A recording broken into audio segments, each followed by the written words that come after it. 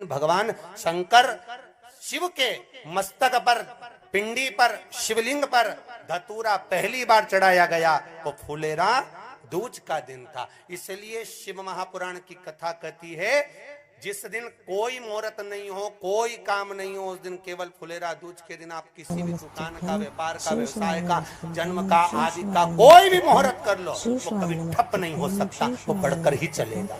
सारी जिंदगी के कांटे निकल जाते हैं, सारी जिंदगी के कांटे समाप्त हो जाते हैं। फुलेरा कहते हैं दुनिया में सब दिन का दान, सब दिन का पुण्य समाप्त हो सकता है, और फुलेरा दूज का दान, पुण्य, सत्कर्म, भजन, कीर्तन, नाम स्मरण समाप्त नहीं होता। कर जाते हो अचानक गिर जाते हो, हापड़ी भराने लगती हो, थोड़ा सा चलने पर श्वास फूल जाती हो, ज्यादा चढ़ने पर।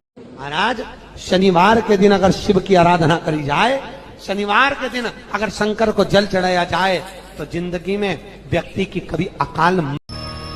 आप भी चावल का एक दाना लेकर, आप भी एक बेलपत्र लेकर, अगर बेलपत्र नहीं है तो शंकर भगवान की बेलपत्र उठाकर शिव पर चढ़ाना प्रारंभ करना। इस बेलपत्र को चढ़ाने के तरीके बहुत हैं, अलग अलग तरीके से बेलपत्र चढ़ाई जाती है। बहुत ध्यान देना, जब आपको कई बार पुरानी कथाएं निकाल कर यूट्यूब पर श्रवण करना, पुरानी कथाओं को निकालना और यूट्यूब पर श्रवण करिए, पुरानी कथाओं को निकालिए और उसको सुनना प्रारंभ करना।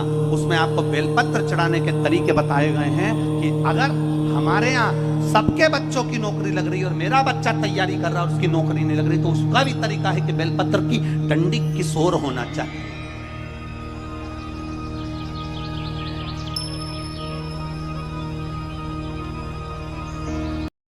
जिसके घर में भगवान शंकर का शिवलिंग विराजमान होता है, जिसके घर में भगवान शंकर के लिए एक लोटा जल प्रतिदिन निकलता है, जिसके घर में भगवान शंकर को रोज एक बेलपत्र चढ़ती है, शिव जी के मंदिर में घर का कोई एक व्यक्ति भी अगर जाता है और शंकर के मंदिर से वापिस आता है तो घर में भगवान शंकर के रज हमारे घर में आती है, तो किसी की सामर्थ्यता नहीं कि कोई टोना कर सके, किसी की सामर्थ्यता नहीं।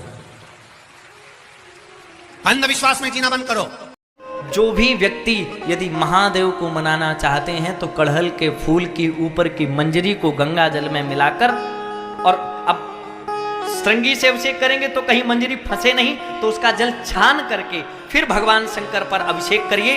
और आप 11 अभिषेक पूरे नहीं कर पाएंगे, जो महादेव से कामना करेंगे पूरी आपकी कामना होगी। ये मैं लिख कर देता हूं, प्रेम से कहो जय सिया राम।